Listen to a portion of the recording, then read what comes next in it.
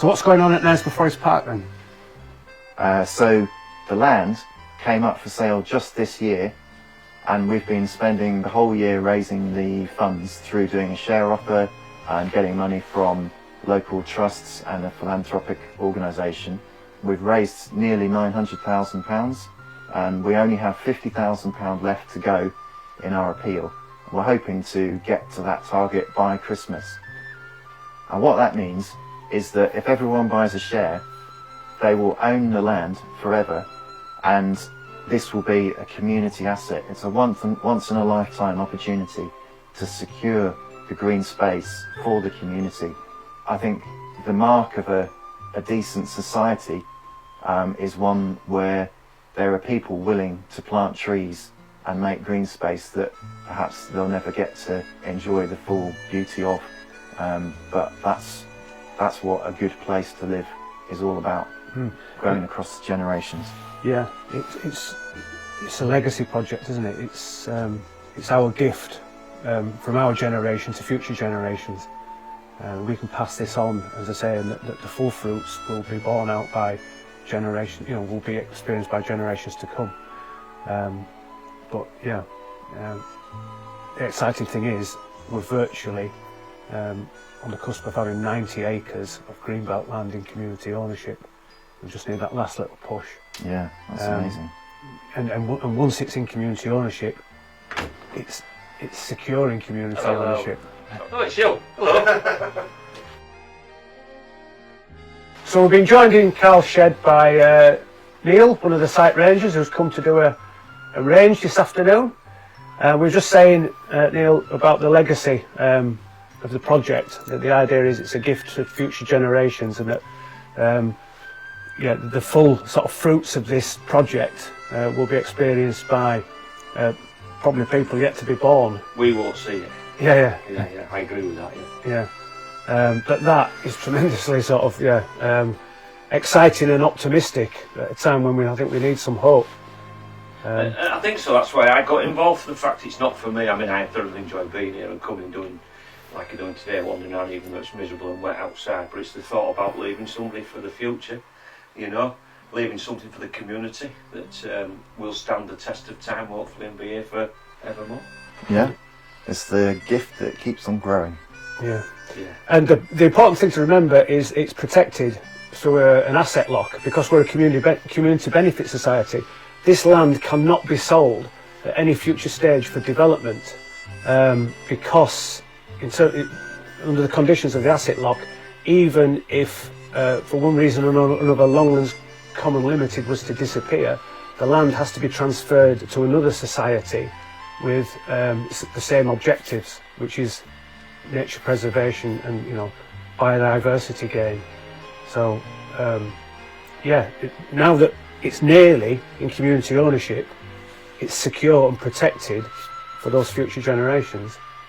So one of the primary reasons we're actually here doing this film today is because we're just about to launch our Don't Buy Junk, Buy a Trunk campaign for Christmas. So rather than buying stuff that's going to end up in landfill within the next sort of 5 years, why not buy your loved ones a gift share this Christmas that they can pass on to their children and their grandchildren, and this can be a present that is very, very long-lived, if you like. Buy gift shares in the Longlands community for your loved ones.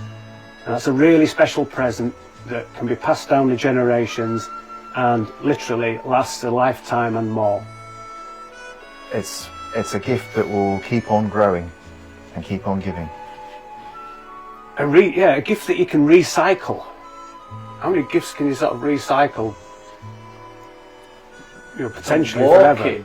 How many gifts can you walk in and say, this is part of the... Yeah. And how many gifts can you be proud of that you own, and that you can say we've done something good for the community? Yeah. Just so I think that'll sound good actually. That what you just said. Yeah. Yeah. How many gifts? There's so many angles you can take on it, isn't there? So how many gifts are there that you can walk in, be part of, see grow over time, over your lifetime, and hand on to your children and their children's children? And those children can come and visit it forevermore and come and say, I own a piece of that.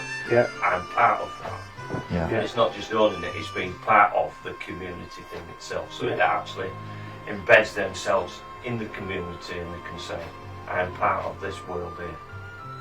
And you don't have to be local either. No. You know, you could be living in New Zealand and you could own a part of Yorkshire. You could say, I'm a Yorkshire God's own landowner. country, own a part of God's own country. Yeah. So yeah, it's a special present, and the more people that buy them, the And the happier we'll be. We're so close. We're this far away from the finishing line. We If you just put need to it get one share for every. If everybody that's owning port shares buys one share more for somebody else gets us there, Yeah.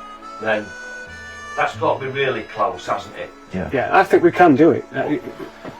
It's very doable because everybody's out there buying stuff for Christmas, and usually it's stuff, isn't it?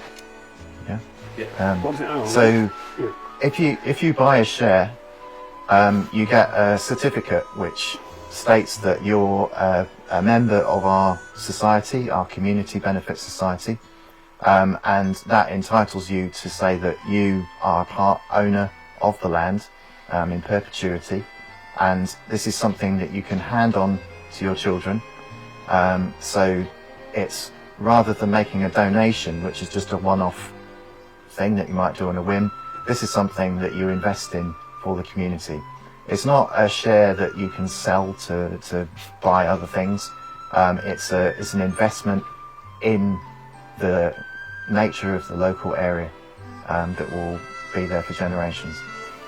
I was thinking of the word commitment to the community, commitment. But actually I like the word investment. I think the investment's a better word. You are investing your own personality into something, or your own person into something for the benefit of other people. Yeah. It's got to be a good feeling, that, hasn't it? Yeah.